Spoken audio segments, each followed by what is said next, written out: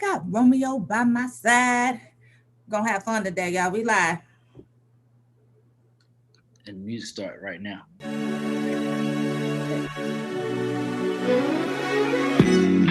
The sun is shining, shining, nice and bright, bright.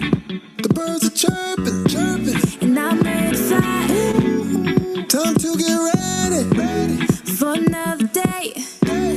No one can stop us. Oh, we gon' learn to play. Oh, every day we learn and play.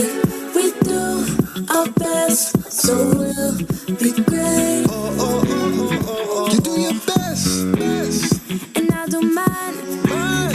So let's get ready, cause it's about that time. Good morning, morning, you. Good morning, how do you do? Good morning, time to be great. Good morning, good morning, your dance and play. Good morning, sunshine today. Good morning, open your eyes. Good morning, reach for the sky. Good morning, morning, morning, morning, morning to you. Good morning, morning, morning, morning, how do you do? Good morning, morning, morning, morning, morning to you. Good morning, morning, morning, morning, how do you do? Good morning. You see me on my grind. Ooh, stars got to shine. I'm a supernova. Yeah, you see me taking over. Yeah, I'm on the move. I got a way to shine to it. So let me hear you say, every day we gonna learn and play. Hey, y'all. Hey. Every day we gonna learn and pray. Pray. We gonna pray too. We gonna pray. We gonna play. We gonna learn every day. What's up? What's up? What's up, y'all? What's going on? Romeo International. Good morning, everybody, on this Wednesday. Happy to see you guys. Thank you guys for last night. And let's get and have a great and wonderful, peaceful and purposeful day. Let's start Let with me tell that. you what we're not gonna do is skate right over that last night thing. What happened last night? Tell us about it. Show us a clip, a clean clip, and Clean.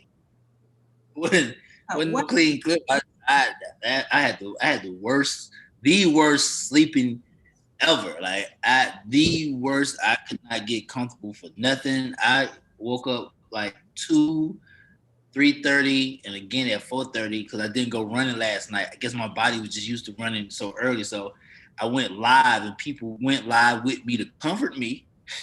How Thank you, ladies.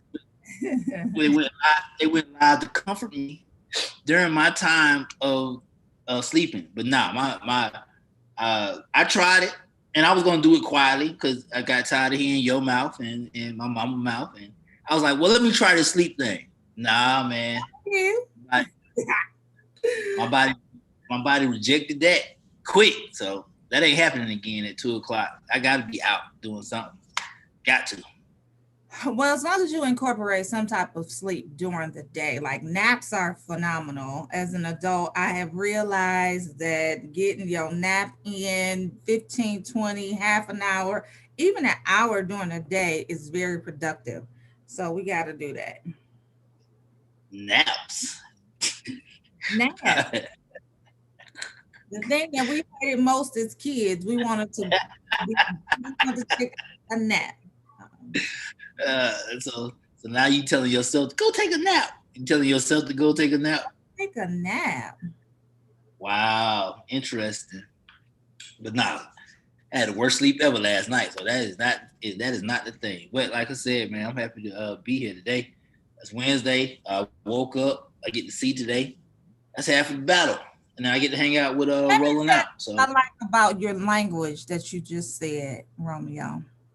Do you realize what you just said? uh, You said I get to see today. There's so much power in your language and how you talk to yourself and how you talk and put things out in the atmosphere. And you said, I get to see today. And that is so true. You get to see today. It's a privilege to see today. So many people did not make it. So many people are in hospital beds. So many people are just not feeling good and contemplating other things that they don't necessarily want to tell people, but you have the right perspective. I get to see today. That's just like when people be like, I gotta go to work, I gotta do that. No, you don't have to. You get to. And so I really want people out there to realize that you get to do things. You get to see the day. You don't have to see the day, because if the Lord said different, then something else would have been going on. But you get to see today. And there's so much power in your words and how you say things and your perspective and how you see things. So Right. I'm so happy that you said that. I was in the middle of trying to share my show, share the show.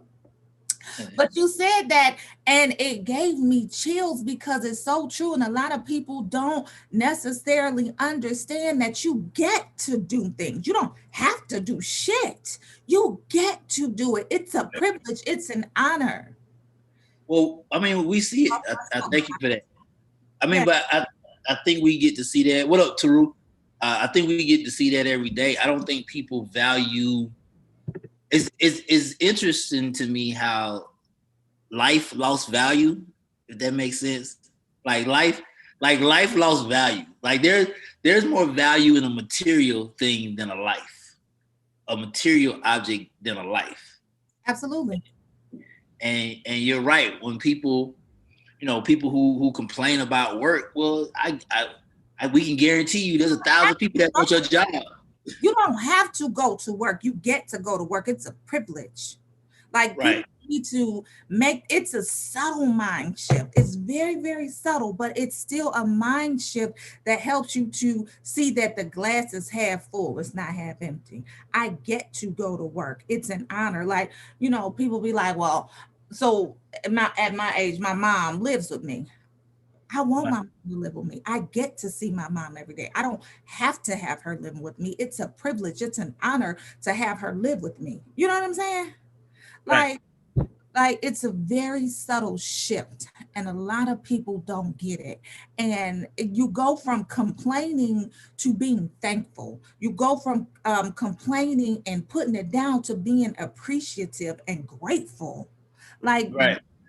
this is the season of giving thanks. Like, learn how to be thankful for what you have. We might not have a lot, but you have to learn how to be thankful and grateful for what you have. Be appreciative. Like, How do you you see it? How know, do you see it though? I think a lot of people can't see it though, Portia. I think people can't see the thing that since Thanksgiving is tomorrow, you're absolutely right. I think people cannot see the thankfulness of, I'm here in this moment, in this time of life. Like, because you got to worry about, I guarantee you, people worry about what happened yesterday, and then they thinking about tomorrow, Thanksgiving. Oh, do I got this? Like, they're worrying about the past and the present and not living within the moment of I'm here right now. I'm I think here people. right now. I'm grateful. I'm thankful. Thank God I made it. Like, I like to listen to gospel music in the morning because it uplifts me. It reminds me of what I should be thankful for, what I should be appreciative for, what I should be grateful for. And Marvin Sapp said it the best. And like, I don't know if y'all be feeling it like I feel it. But Marvin Sapp said, I'm so glad I made it, y'all. It's 2020. A slew of people, hundreds of thousands of people did not make it to see the end of this year, but I am so glad I made it. That's when you're Easy. supposed to drop the song, Ashley. So glad I made it. I'm just saying, y'all. So glad. Be grateful. Be appreciative. Spread love. Tomorrow's Yeah. Thanksgiving. What you thankful for? What do you think? What are you thankful for? Matter of fact, drop us a comment, Twitter, YouTube, Facebook. Let us know what you're thankful for. I really want to know. Yeah. For today. Let's Matter of fact, go ahead. today. what you're thankful for today, not tomorrow. No, we ain't talking about things. What are you, like Portia said, within the moment? What are you thankful for right now, today, at this moment? Calvin Bradley said, "Life." Hey, Yeah, brother, that's the Calvin. easiest You know way what I'm saying? Hey, Calvin. What's up, Calvin? Life. Hey, Calvin on the plane. I don't know. Must have been last year because we wasn't flying in COVID. But anyway, hey, Calvin. What up, though? Uh, Karen Williams said, "So far." Calvin said, "Good morning, Miss P." Yeah. Uh, uh, Good morning.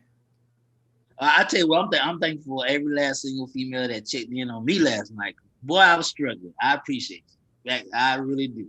Man, I didn't even know. Well, good for you. I had Hey, so I'm turn.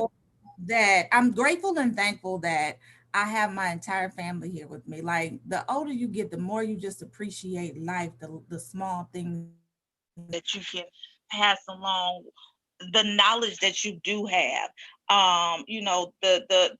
The small moments that you could steal away when your mama's in the kitchen cooking, even though she might be frying something, you be like, I really don't want that smell on me, so I'm gonna go to my room, but I chill, right? Because I don't mess with fried food like that, especially when it's being cooked in my house. But I'm cool. I chill. I sit. I talk. We have conversations. I'm grateful for those small moments, y'all. I am. I'm grateful for my son bringing me some water yesterday. It's the small things.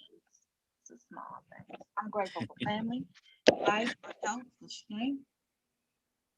I'm grateful. Thank you. That's what's up. Karen Williams, grateful for the moment. Calvin Bradley, amen. Connie Samuel says, thank you for it all by Marvin Sapp says it's the best. Karen Williams, the end is near, not here. I agree with you on that one. It's somewhere around the corner.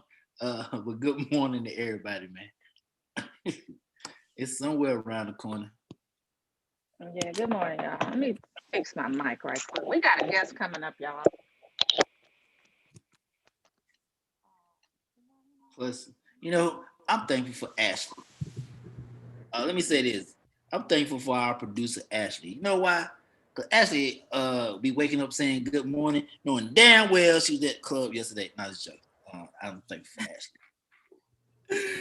Don't do that. Don't do that. Ashley don't go out no more. Yeah, no more. No more. Exactly. And but yeah, man, good morning, Kensington Richardson Hospital. Janet Simmons is checking in. Elise Jones, Lewis, that is the longest name ever. I cannot pronounce it, but I see you, brother. Robert Williams, I see you, brother. Good morning to y'all.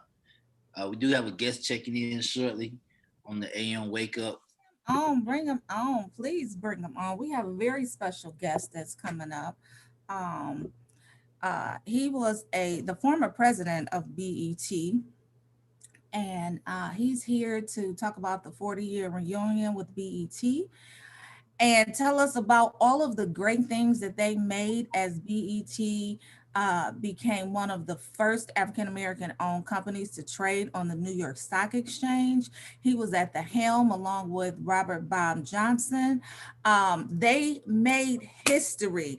And he's here to tell us about their journey, all of the things that they've done, and also talk about this 40-year BET reunion that's coming up on Friday. Mr. Jeffrey K. Lee, please welcome yourself to the AM Wake Up Call. How are you doing today, sir? Well, I'm doing fine, Portia. Thank you. How are you this morning? Wonderful, wonderful, wonderful. It's such a pleasure and an honor to have you on this morning. I don't know if people understand the wealth of knowledge that we got in the virtual room right now. I want to introduce you to our co-host, Romeo International. And let's just morning, get sir. to it. Good morning, man. I ain't get my voice deep enough yet. I'm gonna catch up with you this morning. All right, got you. It's an early morning thing. It'll lighten up. So Jeffrey, tell us about your journey. So you are the former president of BET, the network, y'all. Okay. And he was running stuff. I want to say ish, but it's real early in the morning. But he was running stuff back in the day, y'all. He made history. Tell us about your journey. Well, thank you. And I was president of BET Networks, and this is after we expanded the company, and there was BET Holdings, which was the parent company. And then there was BET Networks because we had magazine division, we had a restaurant division later on in the company. So we had a lot of different areas, and I was over the network side. But I started at BET back in 1982. I think I was the fifth or sixth person that actually worked at BET. When BET launched back in 1980, it was a 1 day a week service. It was only on Friday nights for 3 hours, and that was it. And I was brought on to expand the channel from the 3 hours 1 night a week to the 7 day a week. And we first expanded to 3 hours a night, 7 days a week. And that was what I was brought on to do originally. And we spent the next 20 years or so growing from a startup company, which Bob started, and through all the machinations of a growing company to the point where we took the company public. And actually took the company public, bought it back again, and then ultimately it was sold to Viacom. But there was a great ride. But what I like to say about BET, which most people don't know about, a lot of people saw the screen and know BET from the screen, but there were people behind the screen at BET that really made it special. I like to say it was Wakanda before Wakanda was there. It was a place of Black spirituality, of Black knowledge, of Black camaraderie. It was just a place where most of us who had worked in the television industry had not worked in a place where we had that much Blackness around us. And so what happened when we got to BET, we not only proved to ourselves and the world, because we had to prove to the world that we could do it. Black people could do this. So we not only did that, but in spades, sort of reinvigorated ourselves. And that's why I like to call it a Black Wakanda, because there was greatness there. And it came from the top down, from Bob and his vision and what he wanted to do, and to all the people he brought onto the team. And then the relationships. That's why this 40th anniversary is so important. It is not so much because BET is still on the air. It is because of the relationships that people created in those first 20 years of the company, when it wasn't as big as it is now, when there were things that, I mean, we went to bed as managers at night wondering, well, is this thing still going to be running in the morning? Is the money going to be at the bank when we go to cash that paycheck? So a lot of things that go along with startup companies we went through that. But I do like to say, more than anything else, it's about the people, and the people who went on the journey and where they've gone on from the BET. Yeah. Yeah. You guys broke some major barriers back in the day. You guys, like I said, made history. You guys were the first African American company to be traded on the New York Stock Exchange. Now, I did a little bit of research, so I know a little bit about the story of you and one of your coworkers actually getting to the New York Stock Exchange. But I think it's a very interesting story, and I would love for you to share it. Okay, well, what happened that day, we were scheduled, as you say, to go public on the New York Stock Exchange. And coworker of mine, Curtis Simons, who was head of affiliate marketing for BET, and a great guy on top of that. We're talking to Curtis tomorrow. We're talking to Curtis tomorrow? Okay. See if Curtis remembers the story the same way. But when Bob said he wanted all of us, all the senior executives in New York the night before, so that we would be at the New York Stock Exchange first thing in the morning for the event. Well, Curtis and I both had young sons at that time, and they had ball games that night before. And so we went to Bob and we told Bob, we said, look, hey, we're happy, we're glad to be here. We will be here, but we've got to go home tonight and go to these games of our sons. We told them that we would be there and we are not going to let them down. So he begrudgingly, well, not begrudgingly, he said, okay. He said, but tomorrow morning is tomorrow morning. So you guys, got to be here. So Curtis and I stayed in Washington. And we got up the next morning, caught the early shuttle to New York. We were on schedule. We jumped in a cab at LaGuardia and told the cab driver, we just said New York Stock Exchange. And he said, huh? And we said, Wall Street. And he said, huh? And we like, oh my God, this guy doesn't know where Wall Street is. So we're directing this guy to go to the New York Stock Exchange. And it's getting late. It is really getting late. We're running, so traffic was bad. And we were a couple of blocks away. So Curtis and I told the cab driver, just stop. We jumped out of the cab and started running. So we ran up the street. And when we got to the building, we were on the side where the employee entrance was. So we were just like, hey, it's an entrance to the stock exchange. We going in the door. So we get to the desk there and the person at the desk go, whoa, wait a minute. Who are you? What are you? We were like, we're running late. We got to get it. We're with BET. We're going public. They said, hey, I'm sorry. This is the employee entrance. But behind the desk, there were two brothers who worked on the custodian crew. Mm-hmm. They were standing back there and they said, hey, they were BET. This is special. Let them in right now. And they escorted us all the way up to the chairman's office. This was two guys with brooms and mops who were so proud and happy that BET was going to be going public on the New York Stock Exchange. They told the person behind the desk, not today. He said, bring those BET people in here. We're going to walk them up to the chairman's office. So we got to the chairman of the New York Stock Exchange because there were two brothers that had some pride and BET and what BET was doing. And that's our experience the whole time I was at BET. Right. Whether I was checking into a hotel or whether I was, whatever I was doing, when I would put my card on the table, on the desk, and it'd say Black Entertainment Television, if it was a Black clerk behind the desk, they would go, oh, wow, BET. I mean, they would always ask me where Donnie Simpson was, but but after we got past that I didn't carry him around in my pocket. Yeah, right. We got back to BET. See, BET was in second. Donnie Simpson was always in first. That's good. That's great. Mm-hmm. Romeo.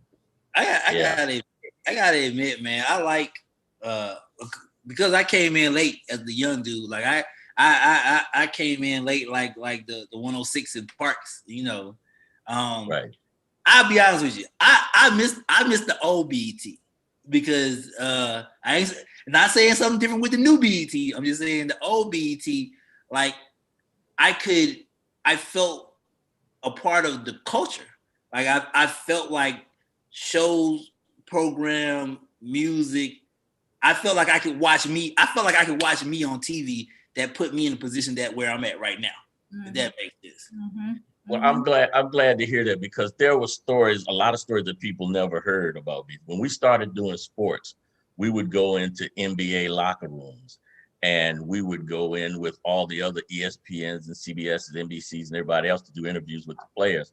And a lot of the players would say, stop, hold up, y'all back up, let BET in first. and this thing that you talk about in terms of the feeling you had and the part about the culture, being a part of the culture, that's what it grew to, that people, not just staff and everything, but everybody.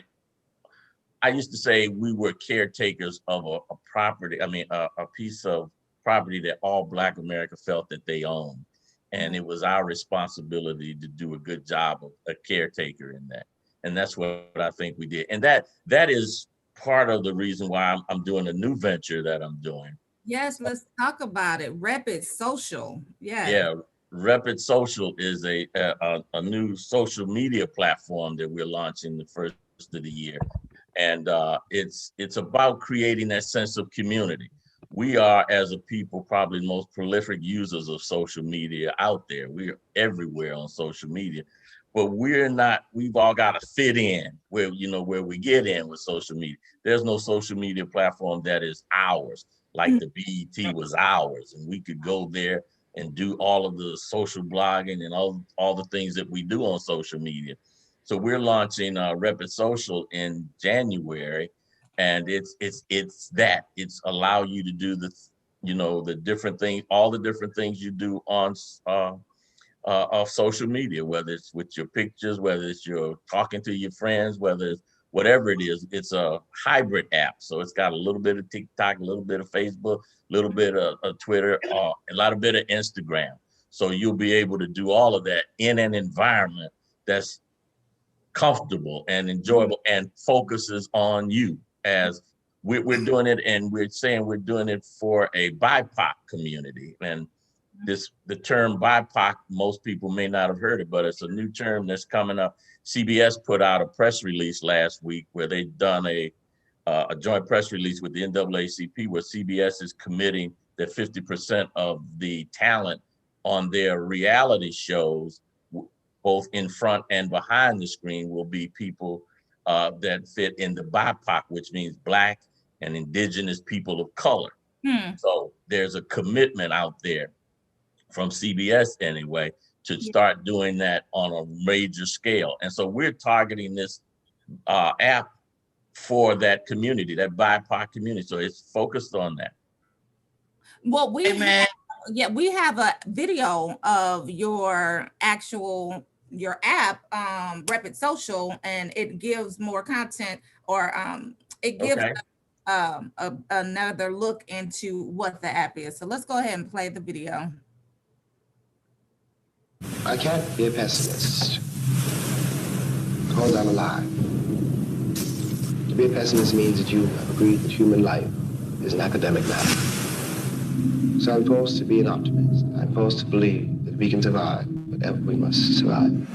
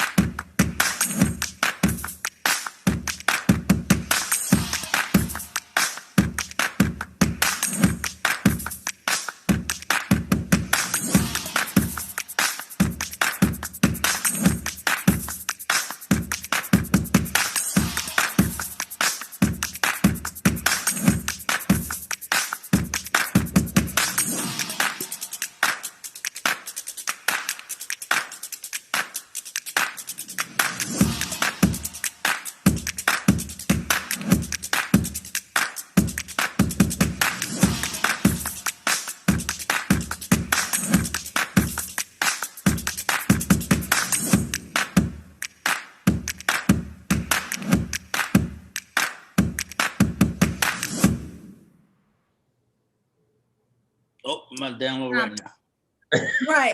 Sign me up. Producer said sign her up. Like, absolutely.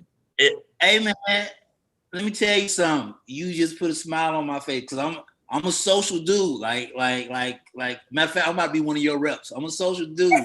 and it's funny, and it's so funny that what you built. Me and when a celebrity friend was literally talking the other day, and she's on the Black Ink Crew show, and she was telling me how her business of her art, how Instagram and Twitter is like her business, like that's her website. But she was explaining, we was talking about how we have to regulate and follow all these, you know what I'm saying, laws that they put before us. So technically, she was like, it's not even her business no more. It's subject to whatever they say it is. And I love the fact that yours app comes in representing the person. If this is who you are, and this is what it is, and this is what the community is, build from that. And I love that, man. I'm on that. I'm downloading right now. I'm in there. Well, that's good to hear, because there are other things on the app. We have a portion of one of the applications on the app is something that we call the Square, which is like the town square is for commerce, where we allow you as a business owner not to just put up a poster of your business. we give you 90 seconds to pitch your business. So if you are a business owner and you want to do a 90-second video to pitch your business, you can pitch your business on Rep It Social. And we also have the ability to tag it so that if you happen to be, the example I use is if I got to leave DC and go to Atlanta, but I hadn't got my cut yet, so I want to go to Atlanta, I can go to Rep It Social, go to the square and look up barbers in Atlanta, and it will be able to tell me what barbers in Atlanta I can do that. You spending too many of the secrets. You can't let everybody know what's going on because you're gonna give them ideas. We need to launch this thing first so we all can get on the platform. That's exactly it. But and the bigger vision that I have for it is one of the things we have not been able to. I mean, everybody monetizes us on social media, and we don't get any of the profits or anything from it. So I want to be able to create a virtual, not just the virtual world with the app, but we want to create ways for Black businesses and Black folk in general and people in the BIPOC community, because we are appendage on all these other apps. We just stuck on there. We don't have anything that's for us, by us. Exactly. That's what Rep It Social will be. So coming first of the year, Rep It Social, you'll be able to go to the App Store and the Google Play Store and download the app right there. Well, we are definitely going to have to bring you back to talk more about that. I'm so intrigued about your experience from the past, your BET experience and all of that good stuff. So we're going to have to bring you back in a different form where we can give you some more time and we can just talk to you about the things that you had to overcome to get to where you are now. And we already know that, like I said, you have the experience. We already know that Rep It Social is going to go straight to the top because like you said, it's for us. It's by us. It's going to help us monetize. We're not just going to be on someone else's platform. Someone else's platform will be on our platform. So Thank you so much for stopping by. We didn't even get a chance to talk about BET 40 that's coming on Friday. Curtis will take care of that tomorrow. Curtis will take care of that. Well, definitely. Thank you so much for stopping by the AM Wake Up Call. We will definitely be in touch with you, and we'll talk to you soon. Thank you so much for having me. Thank you. Really appreciate it. Definitely. Take care. Social. That's what I'm. Rep It Social. I'm ready. I'm ready to rep. All right. Good day. Have a great day. Thank you. Bye-bye. Bye-bye.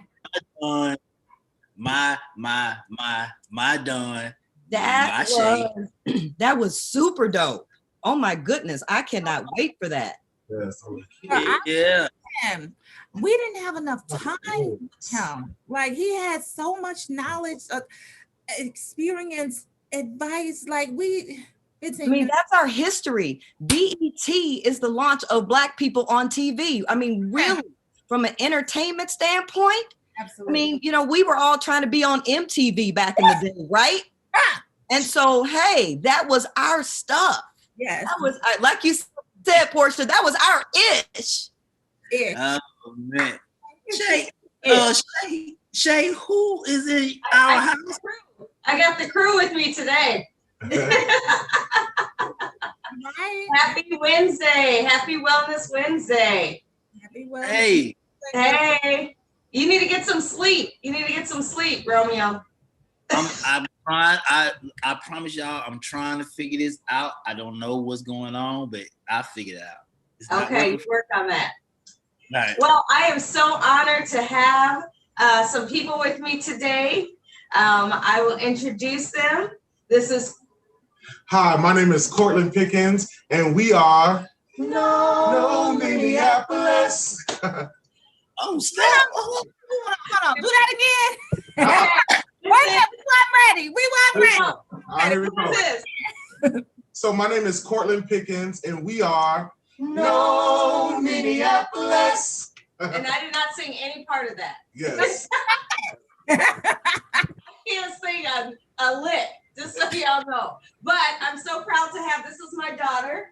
What's your name? Janae. And this is Max, and they are part of No Minneapolis, which is a gospel choir that Cortland Pickens is in charge of and the director of. And so I'm so excited to have them here. We need a little cheer today, didn't we, to get us in the holiday mood? So we thought it'd be great to have them here today. Wonderful. Thank you guys so much for having us too. Absolutely. Hey, so, okay, well, I got to jump right into this.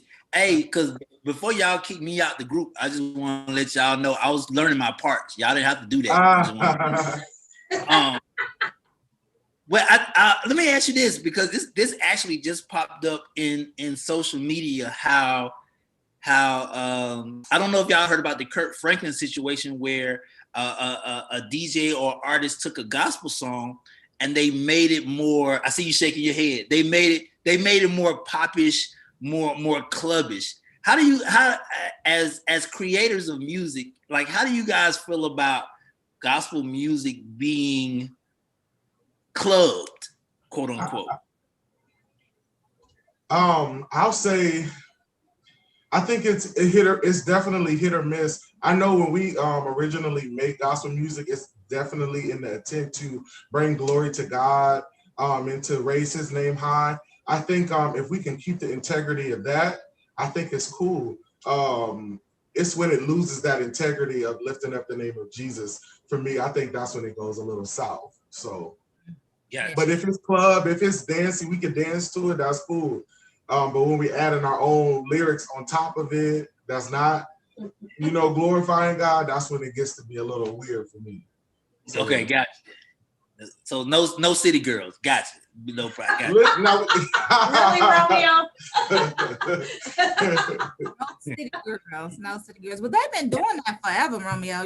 When you think Clark Sisters, they remade Stevie Wonder's song. It was the kind of reggae hip song, and they made "You Brought the Sunshine," and we be dancing our butts off to it. Absolutely. So they've been doing that for the longest. Yep. I mean, there's nothing wrong with dancing. It's a form of praise. Yeah. Absolutely. So many different versions of being able to praise him. And Cortland, you hit the nail on the head. It's about the integrity, and the intentions of the music. So we don't have to go way left to get the message across, and that we are praising him. Cortland, tell us about this dope passion that you have, that you brought youth. I mean, I'm telling you, these young people are phenomenal, and I've seen them perform, and they just know how to bring us all together. And they're such respectful, together, smart, beautiful, intelligent Black young people, and you brought them together to sing from their heart. So tell us about what led you to bring youth together. So for me, I think it started a while ago. I grew up in a home where my mom, she had a daycare in our home. So kids were always around us. Kids were always around my mom, and I watched her pour into youth my entire life. And about 5 years ago, I lost my mom. And one thing I feel like her legacy lives through me is my love for youth and working with youth and being able to pour into them. I feel like her legacy lives on through me. I feel like this is a way for me to not only honor my mom, but a way for me to put my passion out there as well. And what better way to do it than to do it through music? I'm a gospel artist here in the city myself, and I love working with youth. So it only made sense that I collided the two together. I started a couple of years ago teaching in 2 of the high schools here in the city, teaching choir in the school system.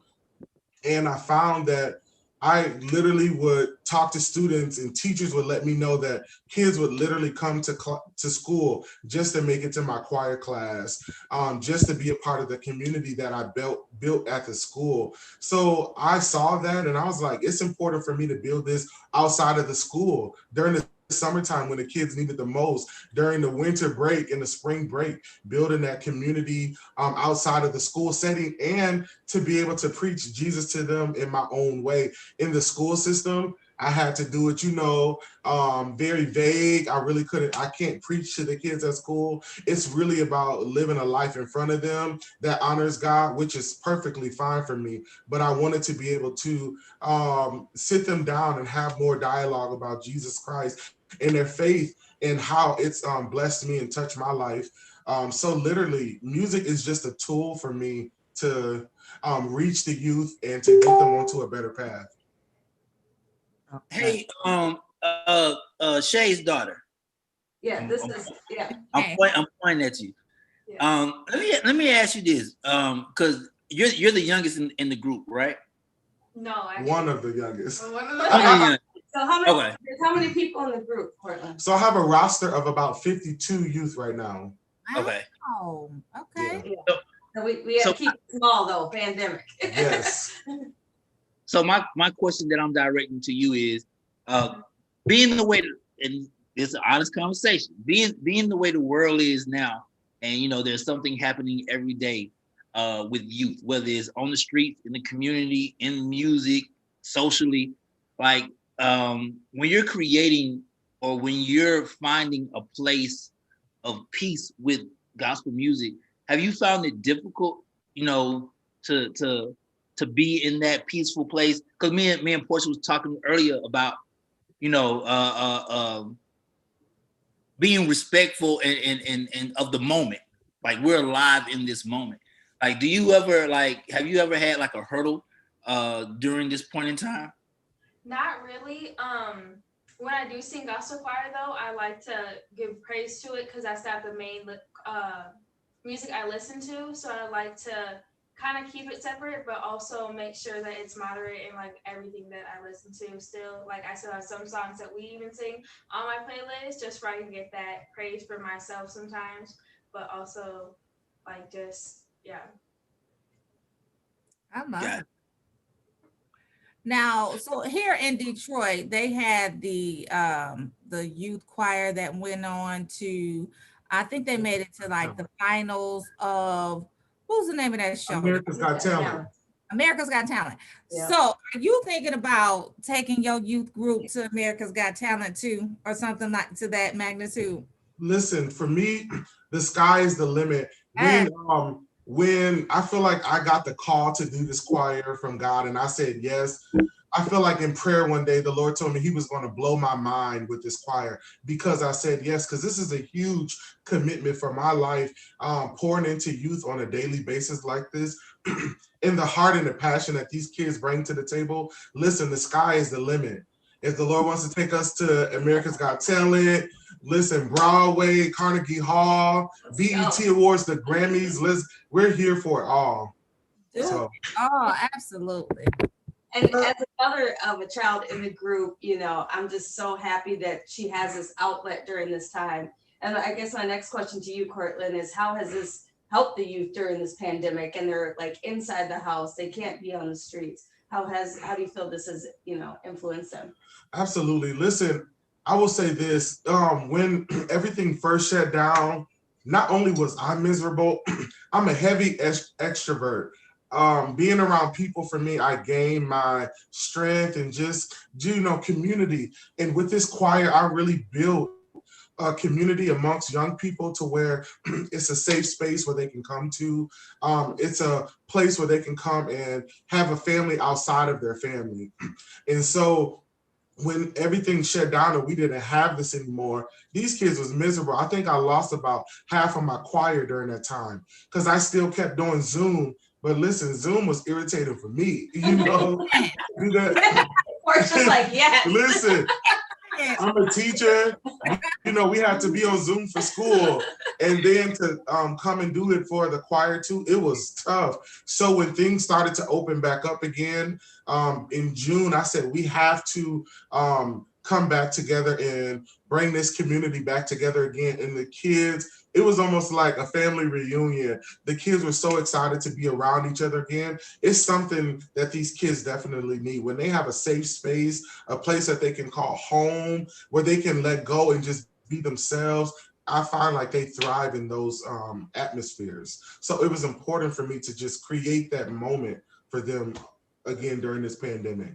Yes. Hey, For man, sure. pat You on the guys back. first came back together right after George Floyd, right? Right at Yes. Juneteenth. So they sang at Juneteenth at an event, and they made the front newspaper. The choir did. Out of everything that happened that weekend, their choir made the front, and I was just amazed how it brought everyone together. And with that said, how do you think you're keeping youth off the street through this?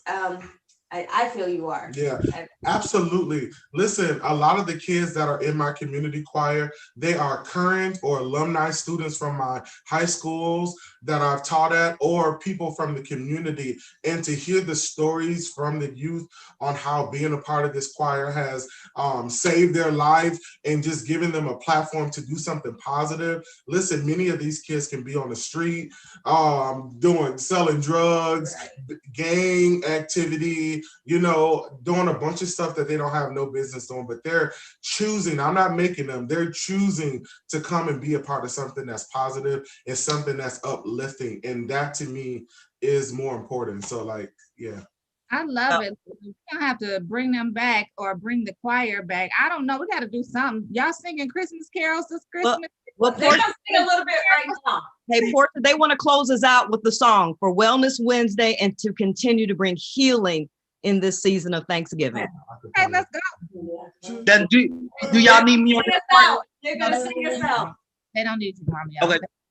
But Do y'all need me on this? before we sing the song, please do me a favor. We do have a website. Yes. It's knownmpls.com.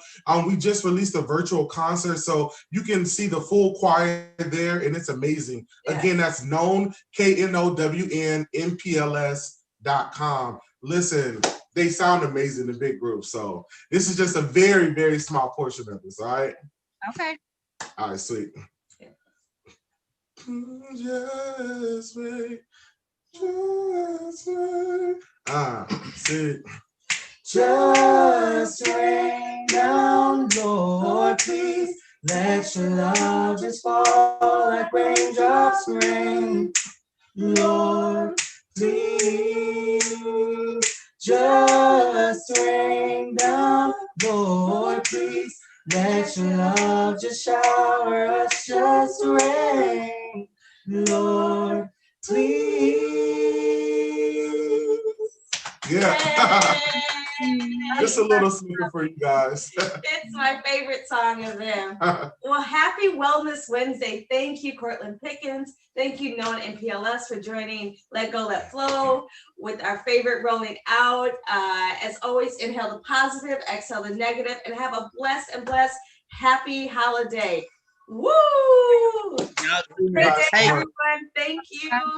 Yes. Make sure you send me the Zoom for practice.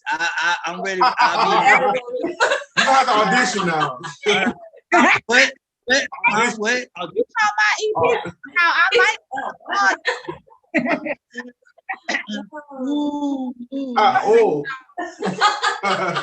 You better get you some tea and lemon. Thank you, Portia and Romeo. Thank you, Cortland. Thank you guys so much. Happy holiday, everyone. See y'all next week. Yes. Bye-bye. Taru, I was trying. Taru, I want to be in the group too.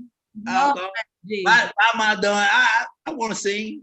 Portia got an album coming out. Not that I'm singing. I need some lessons, Cortland. So No, Portia. December 21st. No, nope.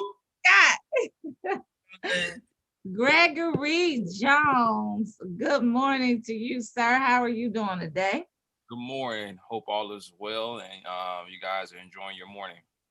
All is well.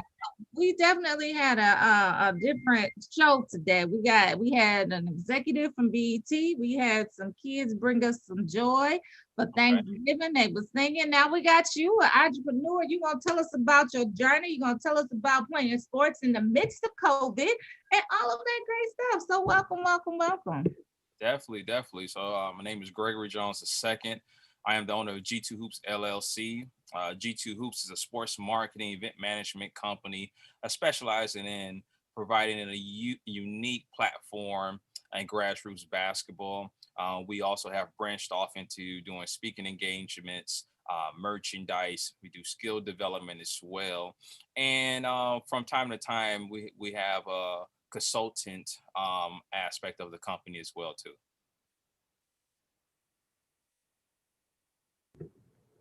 What you over there thinking about, Mama? Y'all?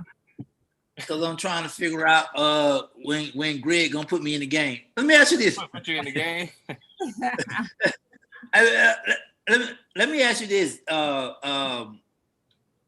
As far as on the marketing aspects, when you have, and I want you to be honest, man, when you have the people like the NBA, right, and they set the standards when it came to, you know, the bubble and how they was going to present Black Lives Matter and how they was going to, you know, market to people to test and all these other, you know what I'm saying, aspects.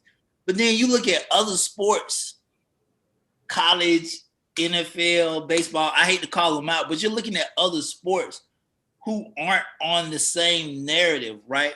Right. When it comes to those companies, shouldn't there be a bottom line?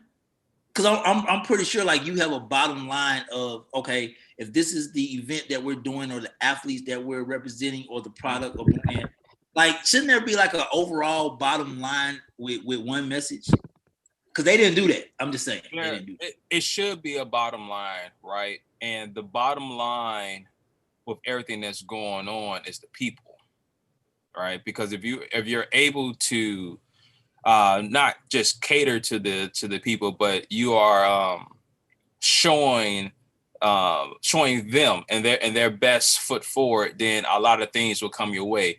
And you mentioned in regards to just Black Lives Matter, like I have a WNBA hoodie on right now because the WNBA really were the front runners for doing that, right? And then it kind of trickled to the NBA.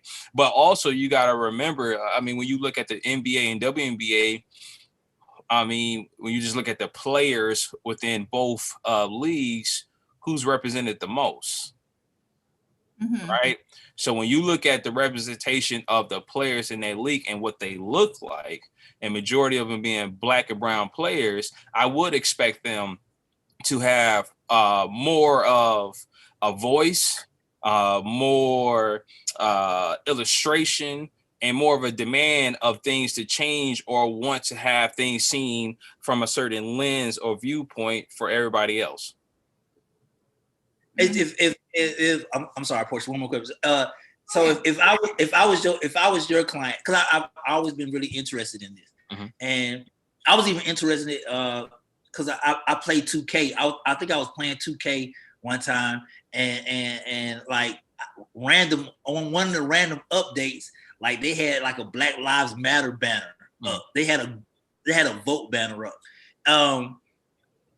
When the clients that you deal with, does it become dangerous for a player to speak out about his beliefs? Because you've seen it with Colin Kaepernick and how that recoiled. And like you said, everybody doesn't have the NBA, WNBA type of structure. Like, does that become a marketing with certain clients? Does that become a marketing like hurdle, like their beliefs or what they want to speak out on? Well, first, let me say this. Once certain players get to the professional league, I don't represent them. Now, I help them as far as on the marketing side. But see, you got to think about it. The marketing side versus the representation or the agent side is totally different, right? If you're into marketing, you're trying to get your client's face, their identity, their imprint in front of the masses, right? So if you are speaking volumes on something that you truly believe in, well, that's the best marketing that you can ever have, right? In a situation like Colin Kaepernick, we saw where, you know, he sacrificed his playing career for the greater cause and good, and it's helped start conversations and change the narrative in other venues and industries that we didn't even necessarily know we had a problem in. Oh, right. You know, so that's very important and key, because, you know, we see it all day long that, you know, it's okay for us to be the players, but when we want to become an owner or have ownership or in management, then it get a little tricky. Then that's a slippery slope. And that's one of my things in talking to the youth and even the college players that I work with, is that let basketball be a vessel or tool to get you there. Now, when you get there, don't just be set on one thing. Look at the variety of options that you have at your disposal and pick what best fits for you. I just did, I want to say about 2 months ago, I'm a Purdue grad, so we had a Project X 2.0, which they basically took around 50 to 60 students out of the Krannert School of Management, and they had to find various ways to basically this bring in $1 during COVID. No matter if it's the football team, basketball, NBA bubble, they just had different things to do, and it was interesting because even in that. Experiment, I was the only black judge out of the I think it was 12 or 15. I was the only black judge, and I think the only 2 black students. I think one was from like Lagos, Nigeria, and the other one was from the UK. So we have to have more representation of us in those different seats at a higher at a bigger table, because if we don't, individuals where I'm from, like Gary, Indiana, or where you guys may be from, if you don't see it, you don't know it exists, right? And if you don't know it exists, you can't dream of being there and actually wanting to achieve those goals and get those accomplishments. Well, you know what? Go ahead. No. Well, you know what? Those representations aren't presented. Even me as an athlete, I wouldn't in a normal setting, I wouldn't get to meet you. I wouldn't get to interact with you and learn from you, because this, by the time you're a sophomore in high school, those people, they own you. They, hey, those marketing companies, like, hey, we can do this and we can give you this, like they're there before they even get the opportunity to meet you. I think it'd be dope if you had the actual, platform or reach, because that's why I'm a big fan of Rich Paul. Like I'm a really big fan of Rich Paul. Yeah. Because he's the first person I've seen own his circle. Like, this is the way my circle works, and it's not a negotiating option. Like, this is what we're gonna do. Right. Y'all gonna be with it or not, type stuff. Right. It's interesting you mention it, because for a while I was like, I didn't want to be on the front. I didn't want to be visible as myself. I wanted my work and my brand to speak for itself. But then individuals like, no, you have to kind of do this, because they don't know it's you, and they don't know what you look like. Like, the people that know, they know, but the general public had no idea. They could have, just being real, they could have thought I was just an old white man in Connecticut putting on events and doing this and that. And once they saw me, they was like, oh, wait a minute. Well, how did you get into this? Well, and then a lot of questions start coming out of it. And I'm like, oh, people are really interested. Cause like I tell everyone is, when I decided to get into this, I didn't have anyone that looked like me that I can go to, because it wasn't anyone. Like, it was no one that I can call, email, because the representation wasn't there. And I kind of got into it on the reverse. On the business side for basketball, I started internationally in the country of Egypt, helping kids in that country come to the States for high school and college. And then I ended up becoming somewhat of like the global brand ambassador for the Egyptian Basketball Federation. And then it kind of filtered back here domestically. So for me, I was able to see a worldly view of how this thing kind of looks, and then now bring it closer to home. And it's one of those things that, yeah, like a lot of individuals that are in those positions, they don't look like us. I'm 33 years old, and so they don't look like me. They're not my age, and I had to figure it out, right? And it was interesting because, like, by having older siblings and come out of having 2 parents that instill certain things in me, I was able to navigate a little. I think I was able to navigate better, but I still had certain hiccups and pitfalls because certain things I didn't know. And I had to learn off of just experience. But now that I have that experience and I was able to learn, I can give back to others that say, hey, man, what you do look cool.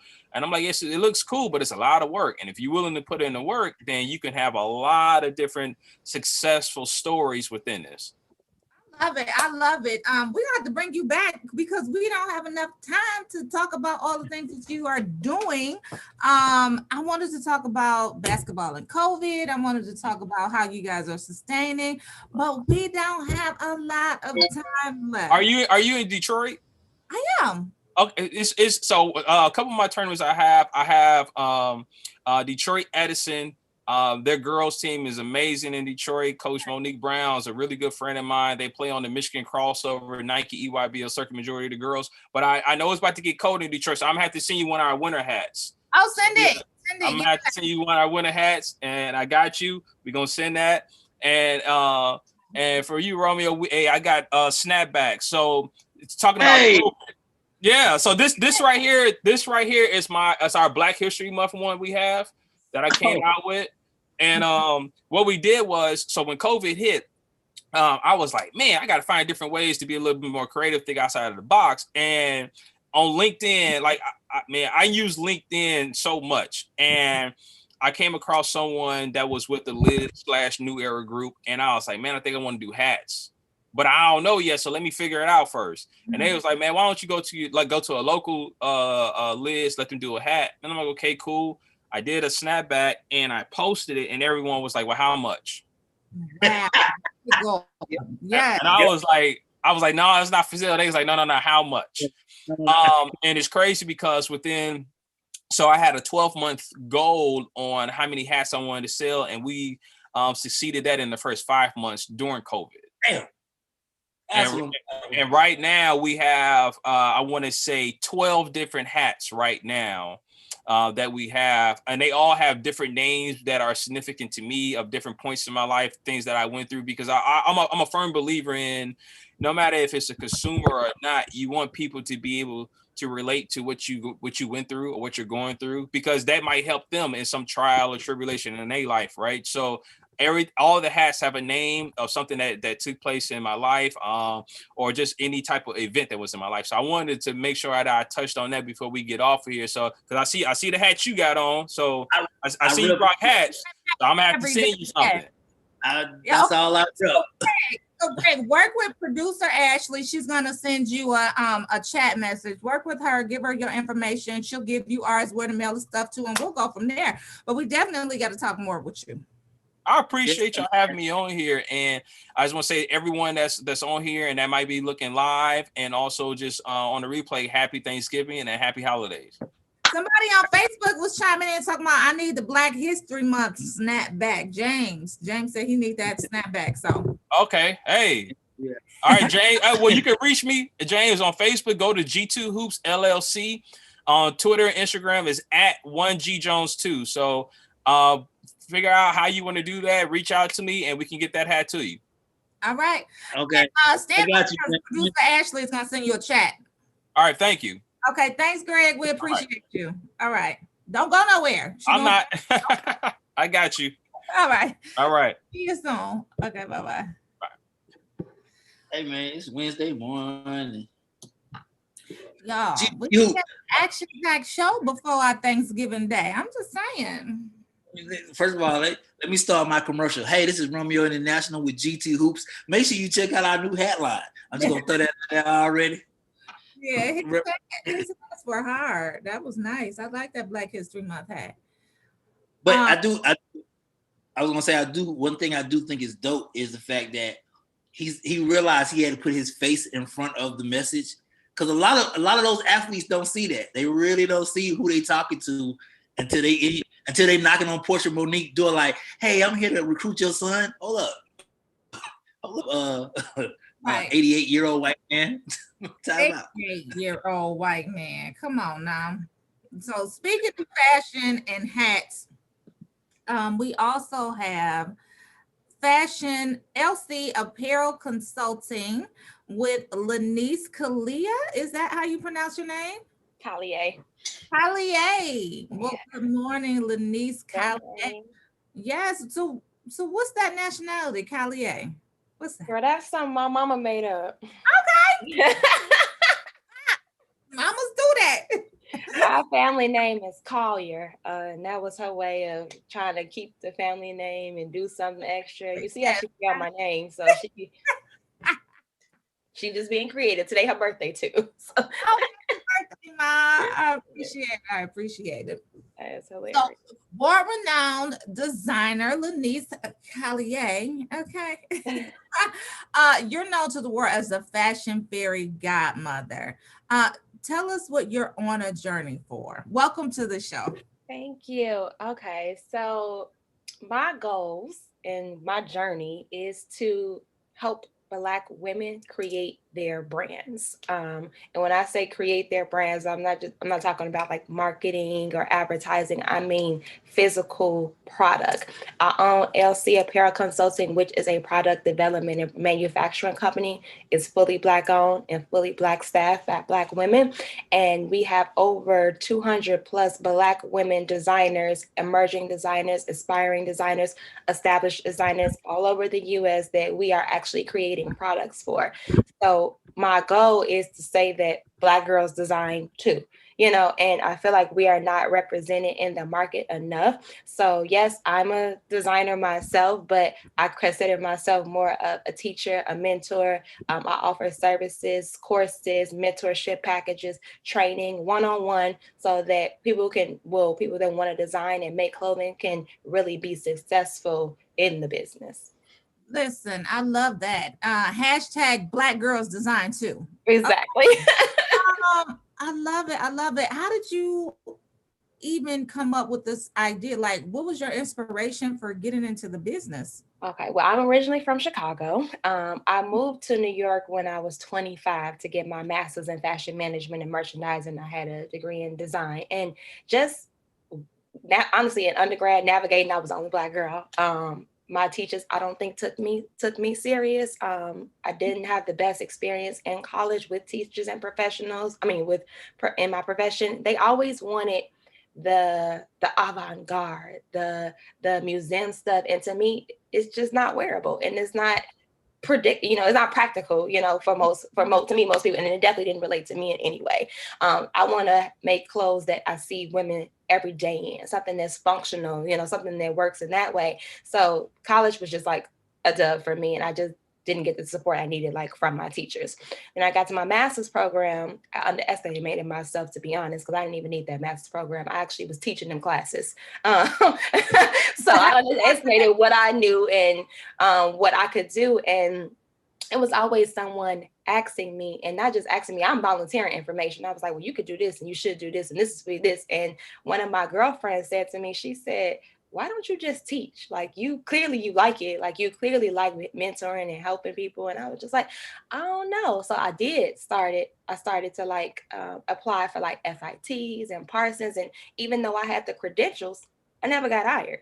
So I was just like, okay, well, anybody gonna stop me from teaching? So I just started teaching. I put together a little flyer and say, hey, I teach sewing, I teach pattern making, I teach draping, I teach fashion management, merchandising, product development. And I started doing these tours.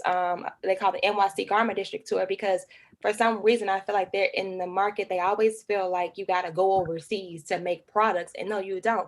Some of these things are right here at your fingertips. You just don't know where they are, and you feel like you don't have access to them. So I started that tour. I do that tour the first Friday of every month, and I take them to 17 different places to get their things manufactured. Where I sign up. That's what. I'm not doing one in December. I just did one last week, but I'm gonna do one in January. I'm getting a little cold up here in New York, so I don't care. But I do offer private tours in December. So if you want to take a private tour in December, I'll take you to all 17 places. The way this COVID set up though, because they didn't shut our state down. So I don't know what's going on in New York. But listen, this is amazing that you do this. Congratulations to you on all of your success and your I can do it attitude. That mentality will definitely take you far. Like you said, I don't need nobody to tell me I could teach. I got this. And exactly. So you went forward with it. Now you also have a podcast.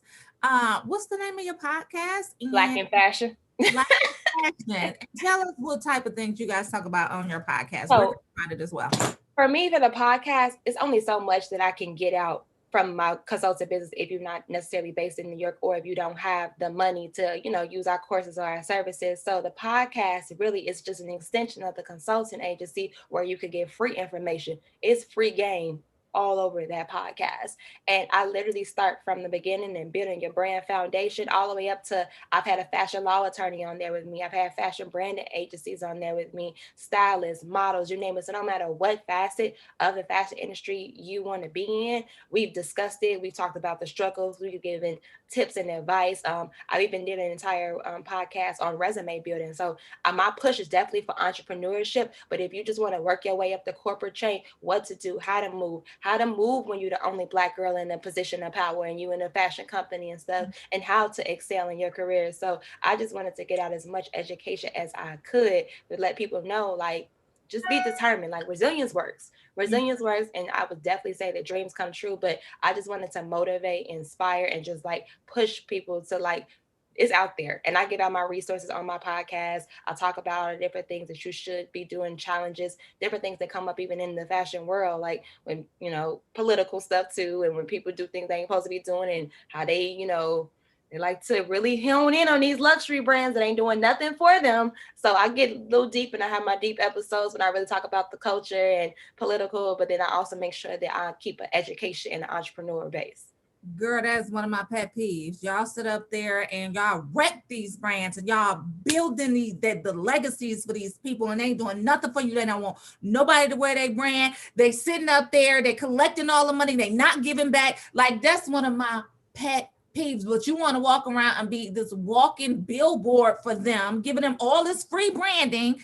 Okay, I'm sorry, you hit a nerve with that one. Oh no, now I always hit that nerve. Like, look at him, man.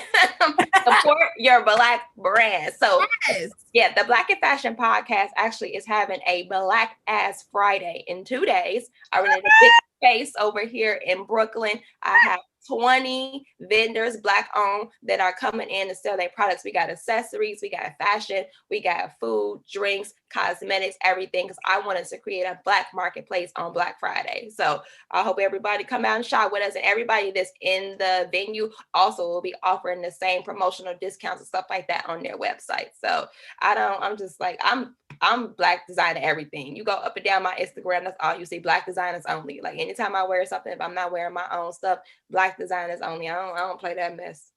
Hashtag Black designers only. That's my hashtag. Black Ass Friday. Hashtag Black girls design too. Girl, I love it. I love the magic of it all. Love you. Now tell us, where can we find this podcast? Is it what platforms can we? They on all of them. It's on Spotify, it's on iHeartRadio, it's on Apple, it's on Google Play, it's on YouTube. I have a YouTube like for when I do my in-person interviews and stuff, but it's everywhere. We almost I've been doing this for 3 years. I'm at episode 73.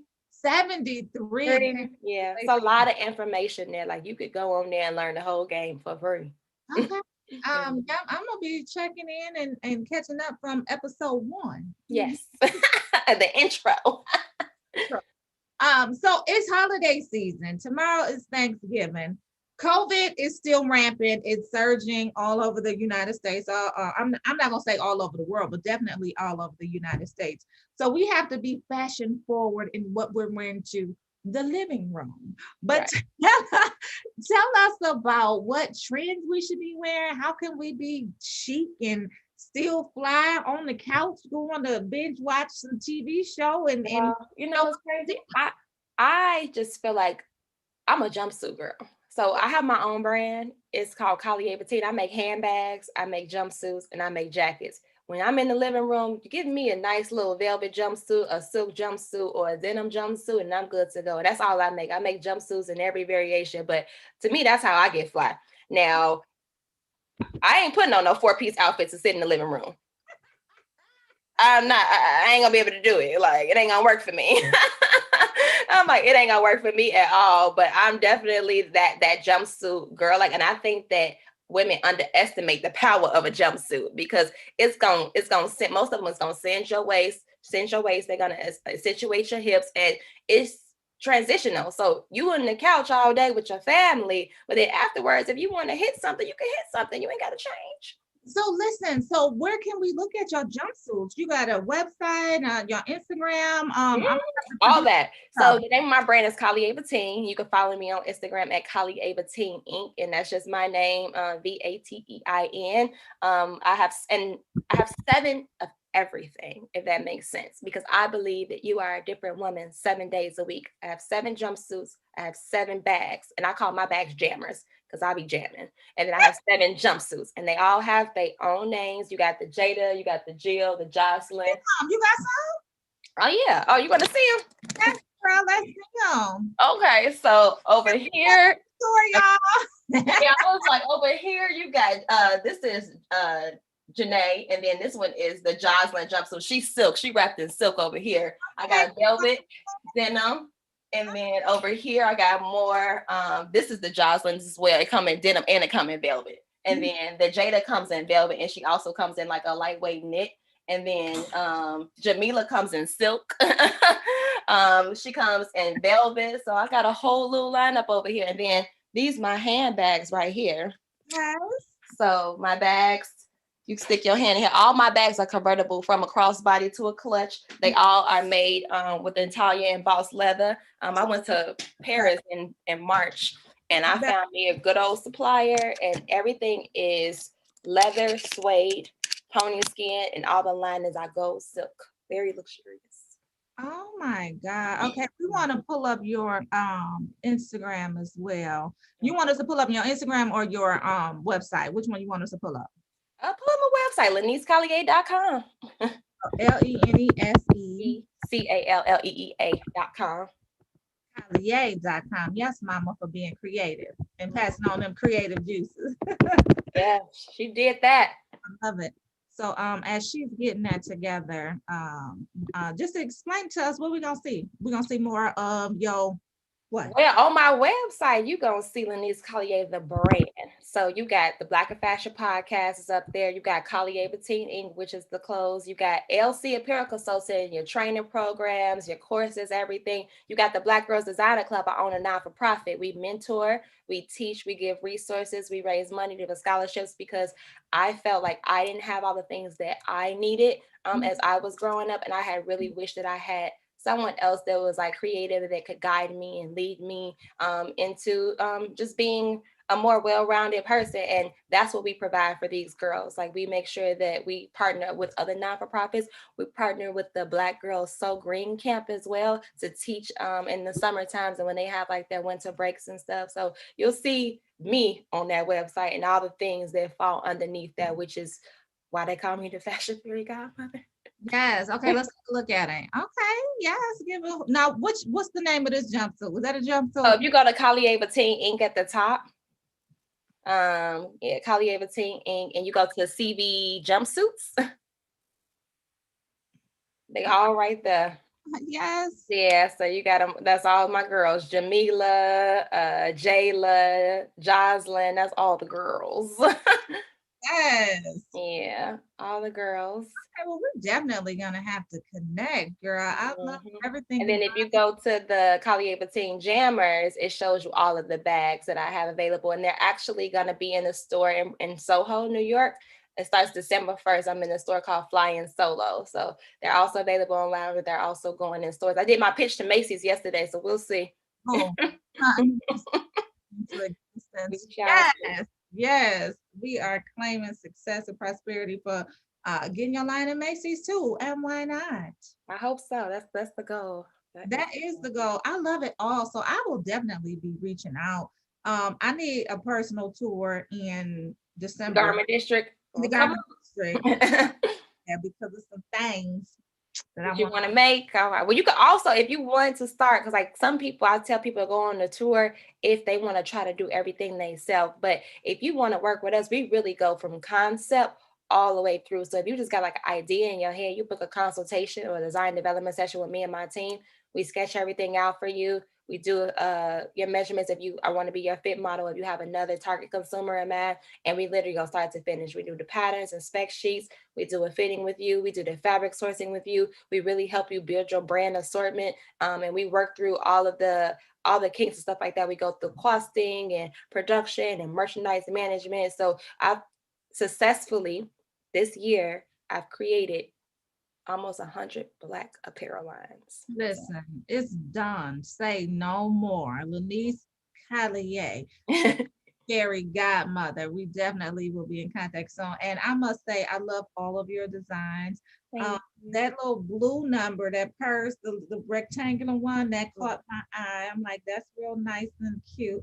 I love it all, and congratulations on all of your success. Like I said, we will definitely be in touch, girl. Thank you. I appreciate it. It was nice meeting you, Portia. You too. I'm checking out all of your podcast episodes too. Okay. 73.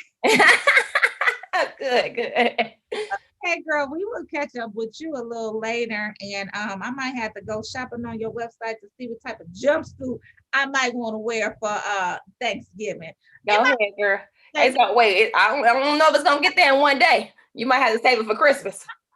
Maybe Christmas, or maybe even that Black Ass Friday. Pop that one more time. Okay, so information about the Black Ass Friday. Black Ass Friday is on Friday. It's from 12 to 8 p.m. It's in Bushwick, Brooklyn, 258 Johnson Avenue, Brooklyn, New York, 11206. We have over 20 vendors, Black vendors that'll be selling cosmetics, skincare, accessories, clothing, food, drinks, you name it. I actually have I have a Chicago food table there because I'm not going home. So I got some Italian beefs and some Chicago style hot dogs and all things there. So if anybody in New York want to argue with me about how Chicago food is better, come on out and I'm gonna show you.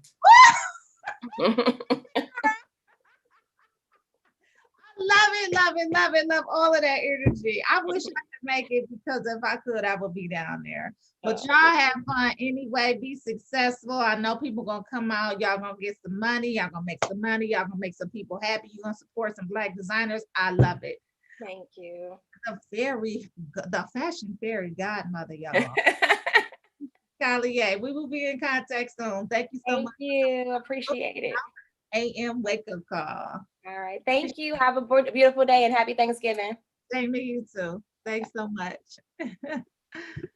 Love it. Chicago food ain't better than Atlanta food. Nobody trying to hit that. Nobody trying to him, girl. Don't listen to him. You just want to start some trouble.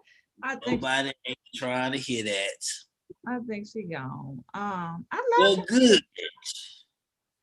Look at you. I love y'all her. Up here, women empowering each other. I like that. I'm gonna listen to her podcast from 1 to 73. Stop playing. And she Black owned, and she has a passion for helping Black designers, and she's launched Black Designer brand. Listen, LISSUN. Listen. Why every time you get excited you talk like this? And she got this, and she got this, and like, okay, poking people in the eye, like, and we got it. Happy birthday. Whose birthday it is? Ashley, you said happy birthday. Yeah, Reggie, she was very informative and very inspiring. So we definitely thank her for coming on. We got one last guest, y'all. We've been on the road today.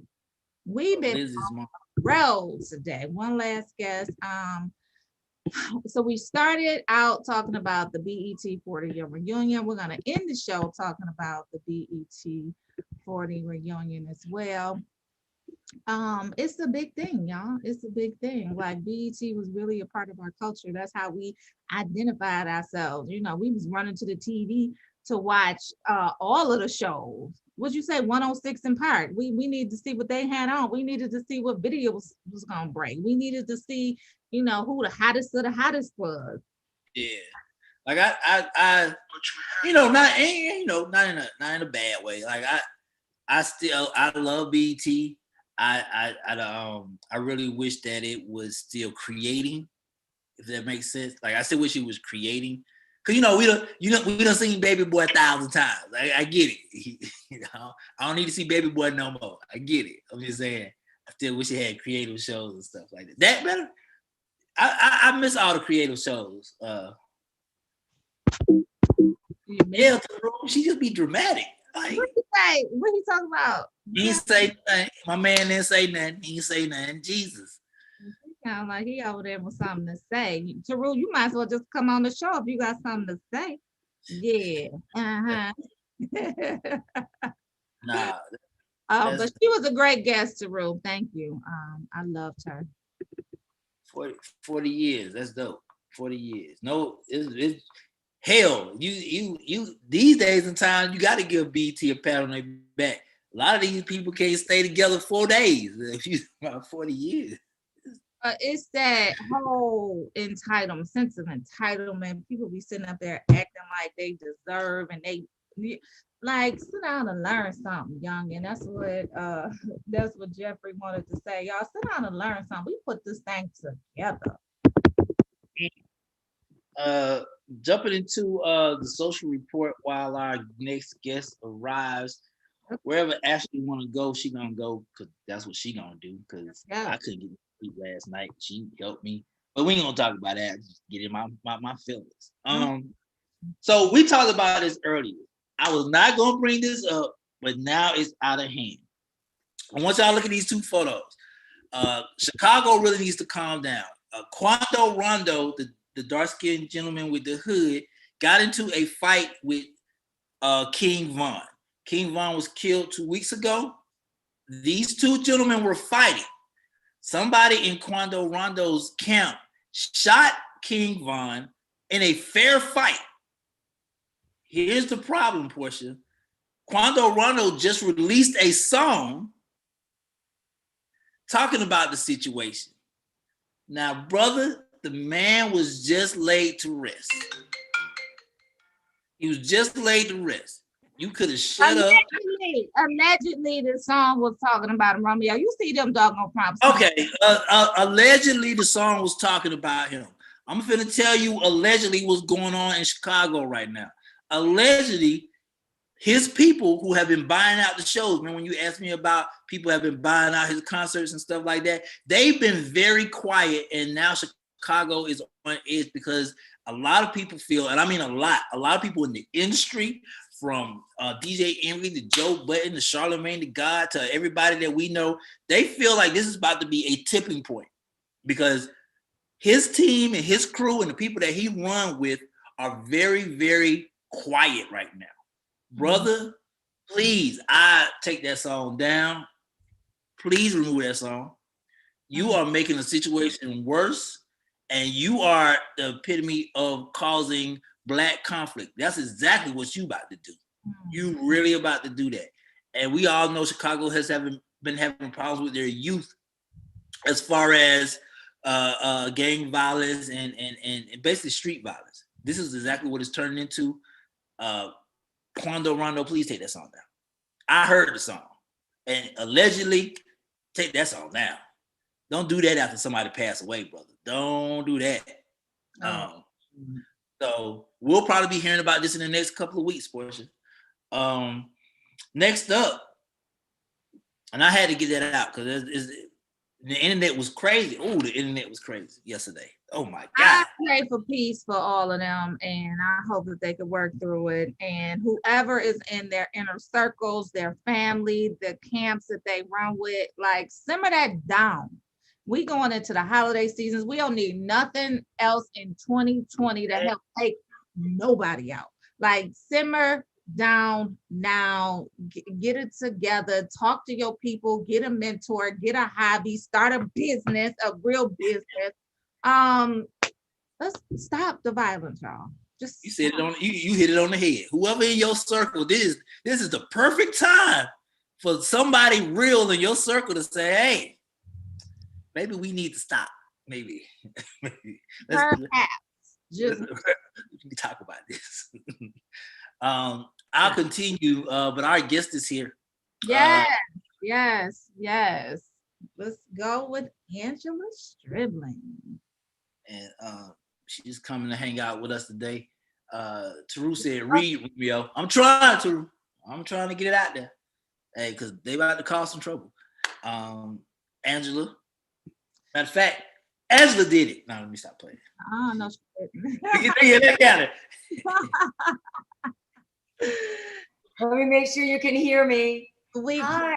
can. Good morning, beautiful. How are you? Good morning. Y'all looking good, speaking all kinds of truth this morning. Well, Yes. well, don't start off with compliments with me. I mean, I'm here. Just start. Looking good. Well, we definitely appreciate you coming on the show. We started the show with Jeffrey earlier, and Jeffrey Lee, and he had a wealth of knowledge to drop. We didn't even get a chance to talk about the 40th year BET reunion because he was talking about all this other stuff. But let's get into it with you, Miss Angela Stribling. Listen, Jeff Lee was the big boss. He was right under Bob. And, you know, Jeff would walk the halls. Everybody would just stop whatever they're doing, just try to get out of his way. I love Jeff. And so I'm glad that, you know, Jeff was able to give you some background on the network. And I would love to just talk about this reunion. In fact, I mean, I'd love for you two to be here with me. I don't need to be on here by myself. Yes. Got you covered, girl. We got you covered. Yeah, he dropped some knowledge. He has another social platform that he's launching in January of 2021. We know that it's gonna do amazing things. We're signing up right now. But right now, let's talk about you. And Miss Angela Stribling, BET 40 years. What does it mean? What can we look forward to on Friday? And then let's talk about your journey coming from where you were building and creating that thing that y'all didn't even realize y'all was making history and coming to where you guys are now. Yeah. Oh my goodness, Portia, you're right. I mean, we had no idea we were making this history. And I joined BET in the 90s. So I was already, you know, doing a television show I live in the DC area, right outside of DC, but I was doing a TV show in Baltimore. There used to be this format, Evening Magazine, PM Magazine, all those types of lifestyle shows.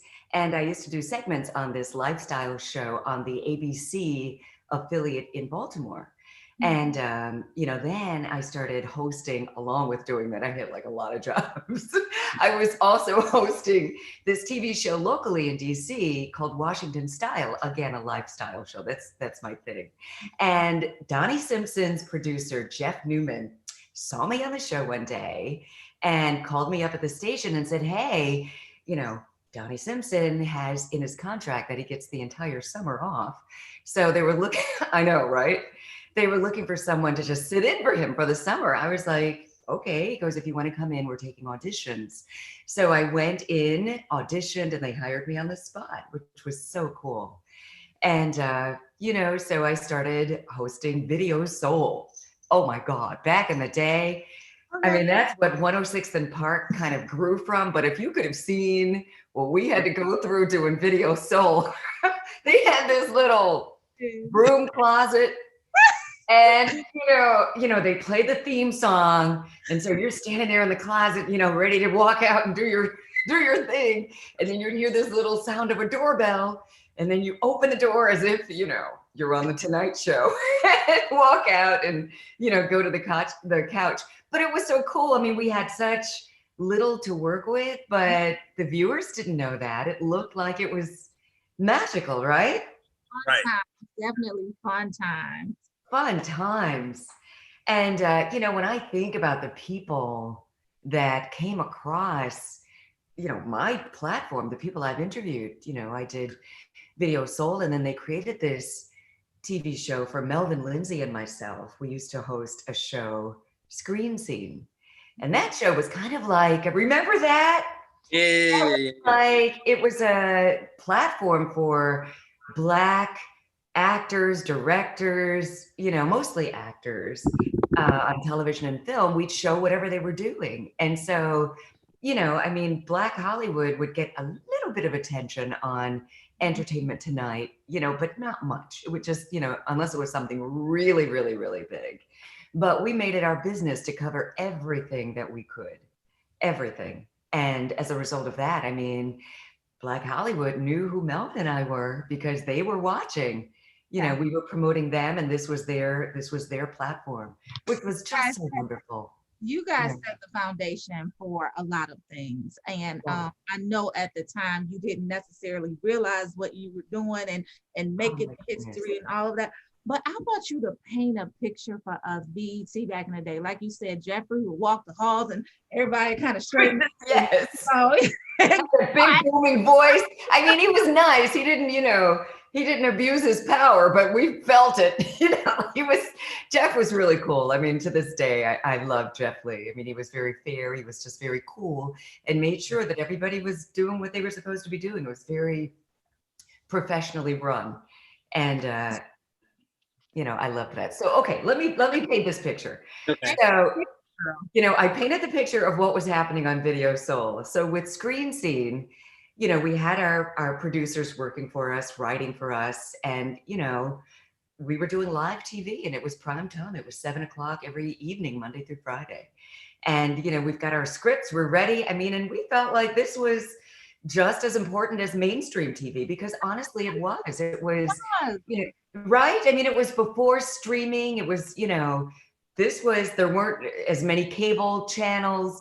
And for African-Americans, this is what we had. Right. So, right. And so, we would bring it. My most fun memories were in the makeup room. And Derek Rutledge, actually we had Roxanne Williams. Yes. Do you know Derek Rutledge? We had him on the show. Yes, he does Oprah's makeup now. Michelle Obama, Oprah Winfrey. Oh my goodness! But we all knew that Derek was very special. I mean, we had so much fun in the dressing room because that's when we would just cut up. Whatever artist was getting ready to go on, they would just fall into whatever drama was going on in the makeup room. And it was just so much fun, just all of the different hosts, Sherry Carter, all of us would be in there. When Melvin Lindsay passed away, they ended up hiring Harold McCoo as my co-host on Screen Scene. So, we'd be in the dressing room and Harold, his hair wasn't quite like Melvin's hair. I mean, he had beautiful hair, but he wanted his hair curly like Melvin's. He was getting his hair curled. Don't tell him I told you, but yes, he was every day. It was just fun. I mean, I loved, I'm trying to think of some of the people. RuPaul. I remember walking into the makeup room and there was this little quiet, bald guy, just sitting there all by himself. And then he goes into the little dressing room where you change your clothes and he did his own makeup in there. He did his wardrobe in there. He cinched his waist. He had boobs all of a sudden. I don't remember what his real name is. He walked into that dressing room as that little guy. He came out in full drag. He was RuPaul. Yes. Giving us advice. He was giving all the girls tips, beauty tips. He goes, yes, every girl needs a waist cincher. This was before Spanx and all that stuff was popular. Oh my gosh. That was hilarious. Well, first of all, Taru Brooks says hello. Love RuPaul. And I'm about to get in trouble. I got a confession to make. You do know that at one point in time I had to find it. You were actually my screensaver. Use my screensaver. Oh my gosh! I should be in makeup like I was on the picture. You are so sweet. I had like a real life crush. This was my screensaver. I had to go find it. That just made my whole day. Good. But my question came. The other question that I got. Now you got me blushing. My other question that I got. I'm blushing too. It came about creativity. Like you said. At that moment in time, it was you didn't know history was being made. You didn't know that lives, people watching you and their inspirational lives were being changed, and to see that, like, personally for you, to see that now, how people are still attached to that 90s era of BET, like, how does that make you feel? Oh my gosh, you know what? It makes me feel so good. And it's always a surprise because honestly, in the studio, it's not like, it's not like the Tonight Show where we've got this live audience and, you've got the immediate gratification. We're sitting there, and it's a camera crew, it's the audio person, it's the person running teleprompter, and you have no idea who's watching until you get the feedback.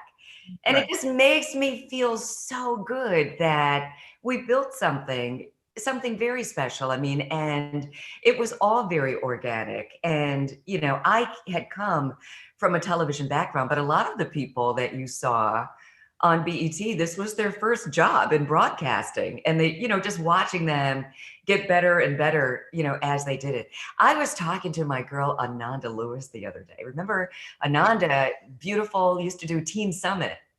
And he was talking about, you know, she didn't want to do TV. She wanted to do something totally different. But, you know, Ananda is one of the biggest success stories that came out of BET, and that was her first job on television. She crushed it. You know, I mean, she went from BET to MTV to the Ananda Lewis show, you know, and you know, just on and on and on. So, you know, to your point, we had no idea, but we knew it was very important. You know, we knew we were doing something very important. We knew this was the first Black cable network and the only one that was on. And, you know, I wanted to just make it my duty to present, you know, these talented African Americans in film, in music, in television, on stage. I wanted to present them in the best possible way that I could. That was always every day. I researched them as much as I could. I mean, my thing is being over prepared. I wanted to know everything about everybody. If people knew their name or not, if they were new on the scene, or if it was, you know, Denzel Washington. And speaking of Denzel, that was one of my biggest surprises. I was out in LA hosting this event, and actually two surprises. I'm hosting this event, and I had interviewed Halle Berry when she was in this movie Strictly Business. And that was her first film. It was right before Boomerang. Gosh, I hate to tell how old. It was a long time ago. Yes, she was amazing. Right. Oh, thank you. But it was a long time ago. And when I interviewed Halle Berry, she had on this little bitty outfit and she was shivering because she was cold, but they made her, you know, she had to wear it for the film. And of course she looked gorgeous. But right before I did the interview, and I said, "Are you okay? Do you want to change?" She goes, "Oh, could I change?" I was like, "Of course." Because I think most people would have made her sit there suffering because she looked so gorgeous.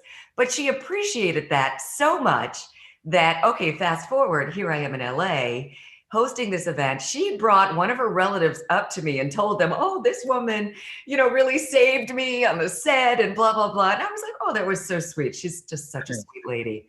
But then there was this restaurant, Georgia, I think it was Georgia Brown or just Georgia. I know one is in DC.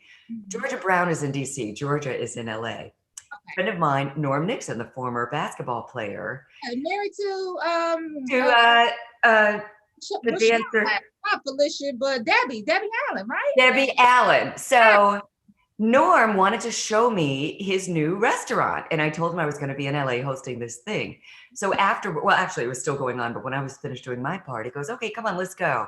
I've got a friend of mine waiting outside and we're just going to go to the restaurant and I'll bring you right back." Because it was right up the street. I walk outside, his friend is Denzel Washington. Oh, wow. And Denzel said, "Oh my God, they brought you to LA." I was like, "What are you talking about?" He goes, "I watch you all the time on Screen Scene." I wanted to pass right out. I thought I was going to just die. But, you know, I think all of that spoke to the importance of what we were doing at BET. We had no idea. No idea. I mean, but that, you couldn't tell me anything. I was like, "Denzel knows my name." What? That's a great memory. Now tell us this, Friday marks the 40th year anniversary for BET, the reunion. What does that mean to you and what can we look forward to? Oh my goodness, that's such a good question, Portia. Thank you for asking me that. It means the world to me that BET, the people who were there, I mean, yes, we were workmates, but we really feel like we're family. You know, if we weren't in this pandemic, we would be getting together. Curtis Simons, I don't know if you've gotten a chance to speak with him yet. Tomorrow, we're talking to him tomorrow. Good, because Curtis was the, you know, senior vice president of marketing, and he just made it his business every year to bring everybody together for the reunion. He spearheads, you know, the whole event. So this year, I guess he said this is not going to stop. And Montez Miller, who was one of the great, Montez has done her thing with putting this virtual event together, and it is going to be so good. I snuck and saw some of the videos. I didn't know it was going to be this great. I was like, wait a minute. This is going to be so good. I almost started crying. Yeah, really. Tomorrow with Curtis as well, so we can't wait for that. We're gonna see if she can sneak and bring us some video as well. That would be great. Amazing. It's gonna be so amazing. I'm sorry. Do I need to get my tux for our virtual date? What I need to wear? Because I don't want to. You know what? I'm gonna dress up, so I think you need to. You don't need to get the tux, but just come your casual chic. I got you. I'm gonna go. Okay. I got you. What color you wearing? Whatever color my boo wants me to wear. Black. You want me to go black? If you wear black, that way we're always gonna be good. Okay, cool. I got you. I can't wait. Tomorrow's gonna be so amazing. I mean, just wait until everybody sees some of the videos that Montez was able to get, and some of the people who we're just gonna bring on the platform, people they have not seen or heard from in years. I'm telling you. We're gonna do this. So I'm so excited. And I too, like I was talking to Montez the other night, and some of the stuff that she showed me, it's gonna blow everybody's mind. Listen, they don't even understand English, so yes. They really don't. I mean, some of the people who are gonna come on the platform, I have not seen, and I can't wait to talk to them myself. Because there are a few of them who are still my besties. A lot of the people from BET, we've just remained in touch and are very close friends. I mean, like seriously besties. Yeah. And, but then there are some people who I, got along with and loved and hung out with, but, they're not even in the business anymore. And honestly, I don't have their personal information. And I just can't wait to connect with them. Absolutely. Mm-hmm. Well, can't wait. It's Friday. We're going to talk to Curtis Simons, Montez, and let me see who else we're talking to tomorrow morning. We're doing a special Thanksgiving edition. So thank you for doing this. Absolutely, Curtis Simons. I just love you both for this. This is, just to let people know, because not just the people who work there, but obviously the people who watched. Absolutely. BET meant, right? It meant so much to so many people. That was like, growing up, Soul Train. That's all we had, watching Soul Train on Saturdays. I'd be front and center. I know I'm really dating myself, but I don't even care. It don't matter. It don't matter. Thank you. Right. Icon in my eyes. I'm here for us. I mean, for you. Okay. Y'all stop then. I'll be right back. Let me go. Portia, you in the way. Yeah, Portia. That's a us in BET. Wow. I can't believe she really did. Oh man. Oh my goodness. But a lot of people are checking in on our Facebook line. Taru said somebody give Romeo a bill because he's about to lose it. Hi, Joseph Watson says hello. D. Shields said thank you so much for the decades of the work from BET. Yeah, I do agree. Charmaine said we look cute together. I agree, Charmaine. We do. I mean, yeah, but no, I just think that you outside of the work you were previously doing, you created what people can attach to as a memory. And one of my biggest things is when people can add a memory to a point in their life, that's more powerful than anything. And you've added memory to people's life. So that's so right. You'll never forget it. I mean, and that has taken me so far. I mean, I've never left the business. So I'm BET alumni forever. And, but I work on WHUR radio. In fact, I've started working at WHUR at the same time I was on BET. And I've, been there left, came back, left, came back. I'm also a singer, so I spent a lot of time overseas. And, I've just been doing my thing, and I'm grateful for the platform that BET gave me. I am eternally grateful for that. Well, I appreciate you checking in. I don't know about Portia. We good with her. Portia's out. Portia, come back. We made her uncomfortable. I'm sorry, Portia. She'll be all right. We'll be here for Curtis Simons tomorrow. Well, Thank you so much. No problem. And tell everybody your social connect so they can follow you and keep. Thank you for that. Yes, please connect with me at Angela Stribling. I'm on Instagram more than anything. And in fact, I've got the link to the event tomorrow night in my bio on IG. But I'm also on Facebook. Everywhere it's at Angela Stribling. And you can see the spelling right here because they've got my, oh no, you don't. Angela, and then Stribling. All right, you follow me. I'm going to follow you right back. Okay. And I'm gonna make sure that gets shared on all the platforms today. Thank you so much. Thank you so much. This is amazing. Have an amazing day. Happy Thanksgiving, and I'll see everybody Friday night. I'll see you Friday night. I'll be dressed up. I got you. All right. We're gonna do this. So Portia, thank you. Oh, she came back. Hey, Portia. I know, we're like, bye. Hey, Portia. Portia, thank you so much. You're amazing. Absolutely. Thank you so much. We definitely appreciate you, and thank you for all the memories that you've created. And just laid that foundation without even knowing that that's what y'all was doing. So thank you so much. You paved the way for us. Thank you. Black excellence, BET all the way. Yes. And I love what you're doing. Keep doing what you're doing. It's very important. And thanks so much for having me. Thank you. We appreciate you. It was See you guys Friday. See you Friday. Bye. See you Friday. Bye. What you wearing? I know. We're gonna figure it out, Portia.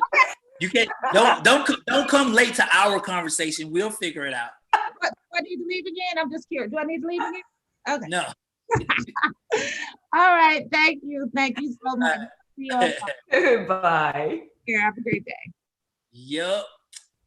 Taru, I'm just saying, Taru. Thank you, brother. Hey. What did you say? Taru, like Romeo has given Portia so much material. He died. He said he blew his ass off. Hey, I didn't know, Taru. I was lost. I was lost. I was lost. But this is great, man. This is I've actually had fun with the guests today.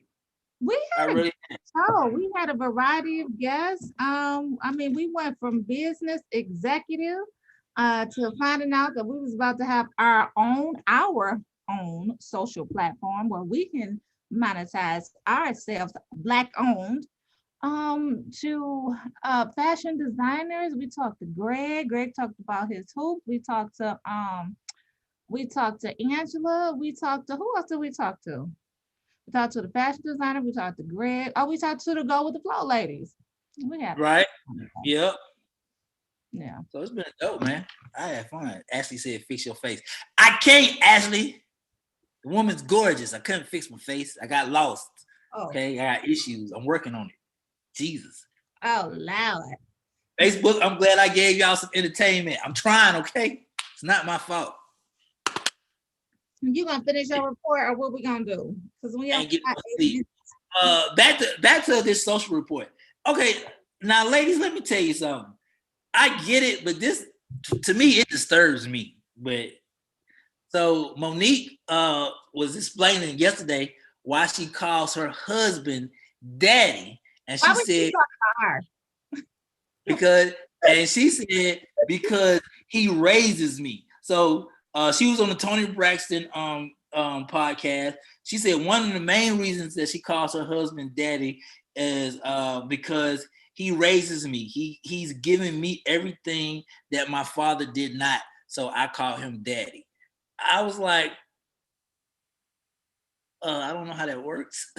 That would be incest, child.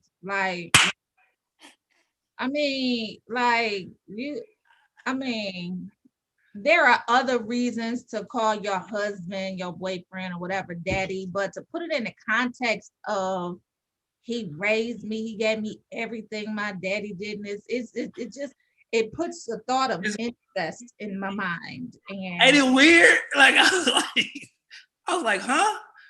I don't think it's supposed to go that way. I'm pretty sure it's not supposed to go that way.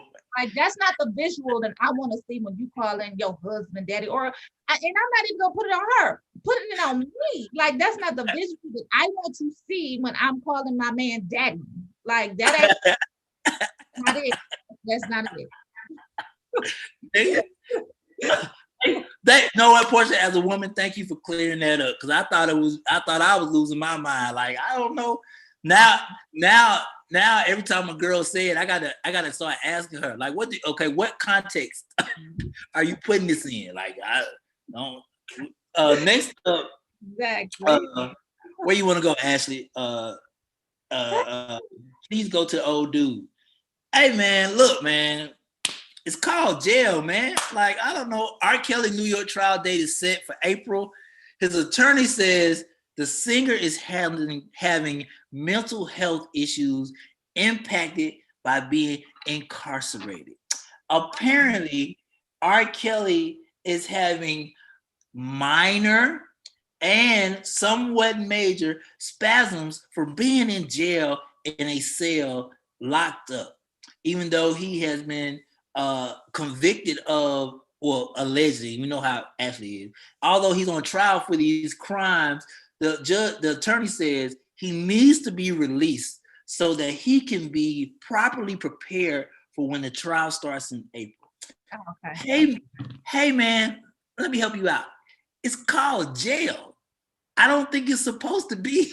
I don't think it's supposed to be mentally accommodating. I don't. Or physically accommodating. Or physically. Hey man, R. Kelly's the only person in jail. He's like, hey man, this is just not. I need to be out because of COVID. I need to be out because I'm paying somebody to bump the girls off. R. Kelly is jail, man. That's your ass. Like, you look. The one thing, and I, I'm pretty sure we've all had family members go to jail. Hey, brother, when you know you're gonna be in there, hey, brother, adapt. Call it a day. Let it go. Well, you can't fault him for doing everything that he can to get out, because in all actuality, the lifestyle that he lived, aside from, not to minimize anything, but the lifestyle that he lived, and then having to go to this however large cell that he has to now live in, it's difficult. And you do the crime, you got to do the time. But just coming from where he was to now where he is, I'm surprised he's not crazy already. So I'm with you. There were two more, but I don't think we got time because we got to go to positive thoughts. We do have to go to Ashley, positive thoughts, because Ashley. Here's my positive thought as I kick it off. It's better to be ET tuned in. Okay, I messed that up. Hey man, it's Romeo International, man. Hey, it's Wednesday. Appreciate Wednesday for what Wednesday is. Don't dwell on the past. Can't fix it. You thinking about tomorrow? Hey man, whatever may or may not be here. But I will say this: enjoy what today is. Appreciate what this moment at 9:58 is, and love that moment. And that's all I had to say. All right. Well, we had a great show today. I see y'all checking in on Facebook. Thank you, Kathleen, for saying she likes my red.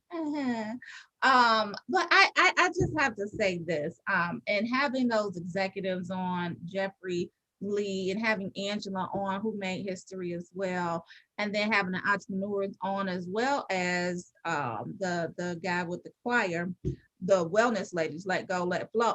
Y'all, when you look at all these people, the one thing that they have in common, and it's many things that they have in common, but one of the things that they have in common is they put in the work. Like the magic is really in putting in the work. Like put in the work and you will see the results, even when you don't see what the outcome is gonna be. Like just talking to our last guest, Angela Strimlin, she didn't know what she was doing at the time that she was doing, but they laid that foundation so that other platforms can thrive and grow and be developed and created and conceived and all of that. Like the magic of the success is in putting in the work. Yeah, we got work to do. Put in the work. And then you'll see, 40 years down the line, the fruits of your labor that have so many tentacles and they reached out to so many people and so many other people were affected and touched by it in so many industries. Like put in the work. That's my positive thought of the day. Put in the work and you'll see the magic. I am your host, Portia Monique. We got Romeo International. Tomorrow is Turkey Day, which I'm not having none of, but tomorrow is Thanksgiving, y'all. I'm gonna also leave y'all with, think about that one thing that you are thankful and grateful for, and that thing that you get to do, not the thing that you have to do. We signing off, y'all. It's 10 o'clock. We'll see you. I'm on cups tomorrow. I'm on cups and ice tomorrow. Lord. That's the only thing he can do. We'll see y'all tomorrow. We're having a very special Thanksgiving Day show. We're bringing back some of the people from BET, and we're just going to talk about their journey leading up to their 40-year reunion. We'll see y'all tomorrow. We'll see y'all tomorrow. I'm not going to wake y'all up. Love y'all. Read a book. What's up, Taru? All these jokes, man. Kathy D, all our top fans. I'm just saying, y'all come back tomorrow. We'll talk to y'all then. Peace. Shanika, who else on here? Good health. Reggie. You didn't give y'all shout out to Angela. Stridlin. Oh, she already followed me. Let me go. Bye, y'all. Bye. Tell y'all.